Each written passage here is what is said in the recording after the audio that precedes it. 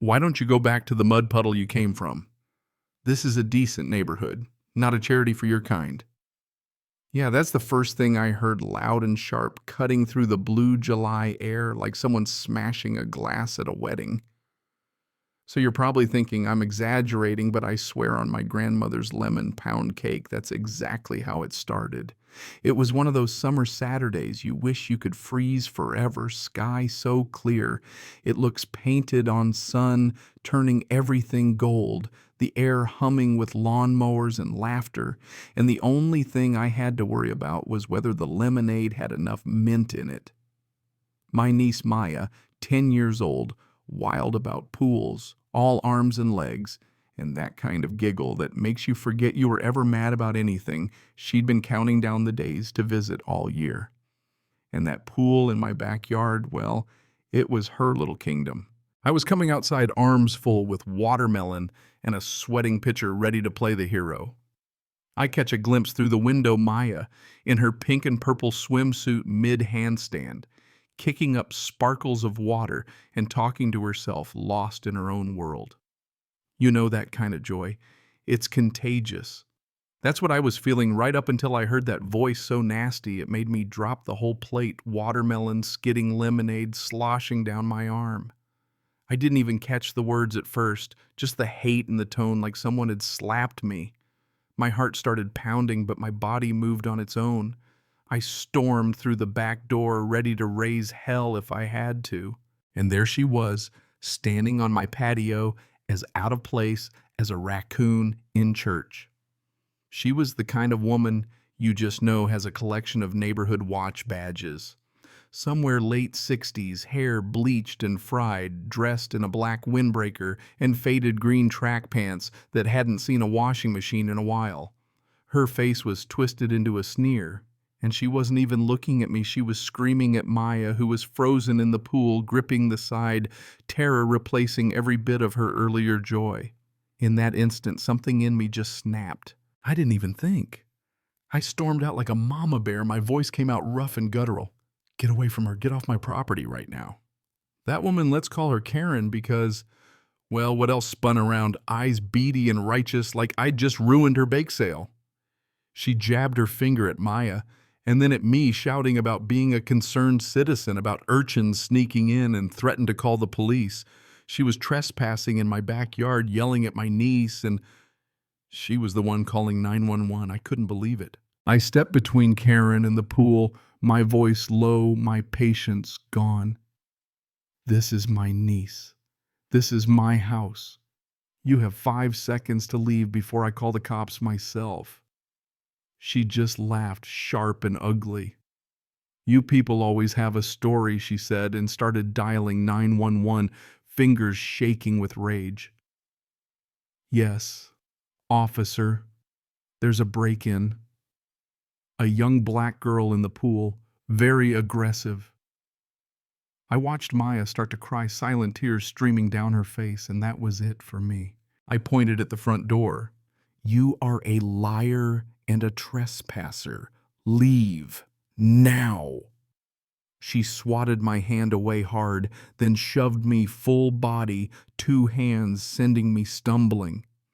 That's when the rage turned nuclear. I pulled out my phone, calling 911, trying to keep my voice steady while Karen was already on another call calling her backup, her brothers. Get over here now. Call Kevin. Bring your gear. It was like something out of a bad mob movie. Minutes later, a white work van screeched up out front. 2 men got out, big, rough around the edges, same smug look as Karen. They barged in, slammed the side gate, fanned out on my patio. What's the problem here? The bigger one. Frank had a faded bulldog tattoo and looked right past me, all gruff concern for his sister. She wailed, played the victim. I was just trying to protect the neighborhood. She attacked me. It was surreal standing on my own patio surrounded by these people being treated like I was the criminal. I tried to reason. Your sister trespassed, screamed racial slurs at my niece, then shoved me. Get out, all of you. Jimmy, the wirier one, puffed his chest and sneered. You got it twisted, lady. Our sister is a pillar of the community. You're the problem. They boxed me in, tried to intimidate, while Maya, wrapped in a towel, shivered on the far side of the pool. That's when the police showed up, 2 cars, sirens blaring. Relief for about 3 seconds. The officers took one look at the scene, a crying white woman, 2 big brothers and me, a black woman furious and shaking. The older cop, mustache and tired eyes, went straight to Karen. "Ma'am, are you all right?" "She turned on the waterworks. She attacked me. My brothers had to protect me. It was Oscar-worthy." The younger cop looked at me like I'd just stolen his lunch. "Is this true? Did you touch her?" I tried to explain. "No, she trespassed, screamed at my niece, shoved me. Look at her. She's 10. Does she look like a burglar?" But the cops weren't having it. They asked for my ID, not hers, told me to calm down, treated me like the threat. And just when I thought I'd seen it all, another car pulled up, a beat-up sedan. Out popped a young guy, skinny, greasy hair, holding a smartphone on a gimbal, recording everything with this smirk. Kevin, the tech-savvy son, started circling us, filming. "Just documenting the truth, ma'am." But he wasn't just recording, he was curating, catching me mid-sentence, zooming on his mother's tears, framing his uncles as heroes, and Maya shrinking in the background. The cop shrugged at his camera, didn't say a word. I tried to tell them he's twisting everything, they started this. But the older cop just sighed. "We have a neighborhood dispute here. A dispute. I'd been assaulted and harassed, but it was my word against their whole show." Kevin kept filming, fueling their story.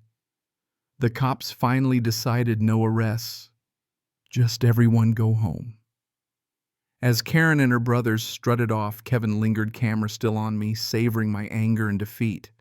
And as a final kick, the cop handed me a citation for disturbing the peace. "You were yelling," he said, "like I'd started this whole thing." The police left. The yard was silent.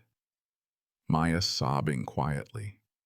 My home felt contaminated, like all the happiness of the day had been sucked out and replaced with something rotten. But it got worse. An hour later, my sister called frantic. Someone had posted a video on the town Facebook group. It was me and Maya. I pulled it up, hand shaking, and there it was, Kevin's masterpiece. Edited to make me look like an angry lunatic, Karen as the terrified victim, her brothers as protectors. Maya's face blurred, just a random intruder. The title, "Violent Homeowner Attacks Elderly Woman and Good Samaritans."